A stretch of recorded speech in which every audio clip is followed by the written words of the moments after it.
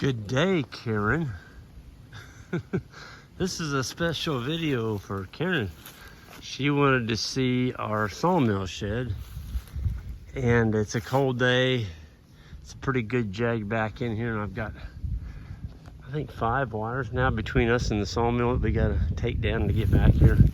So I'm just gonna give you an impromptu tour and show that because you'd mentioned our sawmill shed.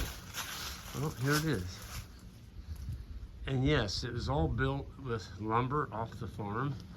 Most of this is eastern red cedar. We did buy one beam because we couldn't find one long enough. And it goes from that post clear over to that post. It's a laminated beam.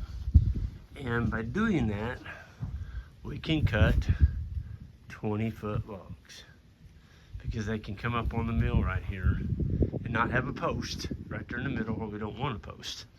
So Mose and I and the boys, we came in here and we put down pillars out of concrete. And then these they've got a bolt in the bottom. When we poured that, we had a bolt sticking up. So the bolt's in the bottom of that post. It can't come off. And then we drove rods in the ground, 6 foot, lag bolted them.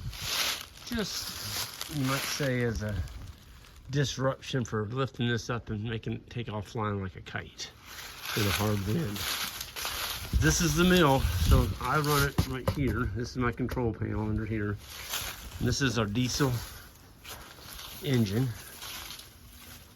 right here. And yeah, this is it.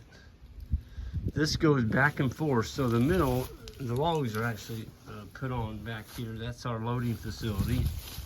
So they come down these posts, and these big bars here pick it up and set it on this table. Well, when the table is, when they come up on the table, we have a rest. These right here come up and keep them from rolling off. And so you just set what diameter boards you want, and this thing will go back and forth just about as fast as you want it. And this is called an LT40, and this is a Woodmizer. Woodmizer makes, there it is. It's probably the Cadillac of all the sawmills, and it is a bandsaw. Well, what's the advantage of a bandsaw mill? Well, you have a small kerf. That's, you call it a kerf cut versus a sawmill blade, which is a 1/4 inch thick. Some of them are even 3/8. Well, that's just sawdust that you're taking out of the log. You're not getting a board out of it. So, and it's less blade that you got to pull through the log. This is a beast. This is a diesel engine. It got a lot of torque. It's very fuel efficient. You can run this thing all day long on about 5 gallons of gas, or not gas, diesel. People ask, well, why'd you put it back here in the middle of your farm? Well, here's the biggest reason right there. It does have wheels on it. Somebody wanted to, they could come back here, or if it was by the road, they just back the pickup truck up to it, hook it on their bumper, jack it up, take these jacks up, and you're gone. And your sawmill's no longer there. And how are you gonna find it? Probably not gonna find it. I talked to a young couple in Kansas City, and they heard me talk about our mill, and they came up to me and had this terrible look on their face, and they just bought one of these, and they parked it in their driveway, and they went to work that day. Now, this was in Kansas City. They came home that night, the mill was not there, gone. They never found it.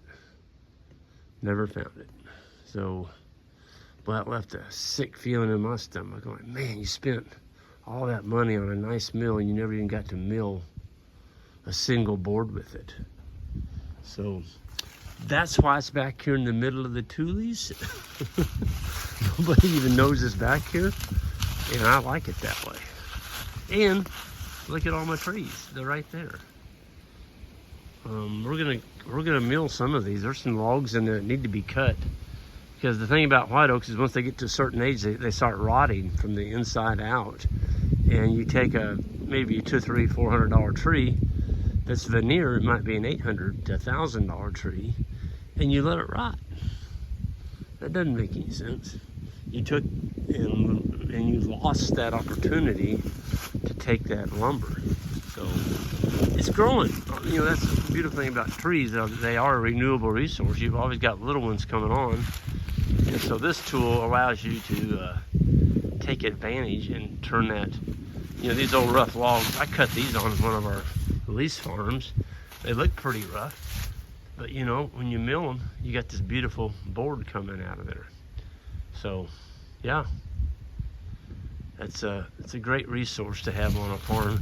And as we mill it, there's our wagon on the end. We stack our lumber on that, and then we transfer it to a barn, and that's where the lumber's stored, and it goes through a drying process. And if we need any lumber, or if somebody wants to buy some lumber, we've got it. So that's it. This is you know, Mose did such a wonderful job. You can always tell how good a job somebody did by looking at the roof line. Look at that roof line. I mean, it's just perfect. It doesn't vary an inch. And Mose, he's really critical on bracing on the inside. He braced and he braced and he braced and he braced and he braced. I mean, it looks like the Noah's Ark. But that's it, Karen. I wanted to show you our sawmill, and you asked about it, and so that's a rundown of it. You have a good one, girl. Take care.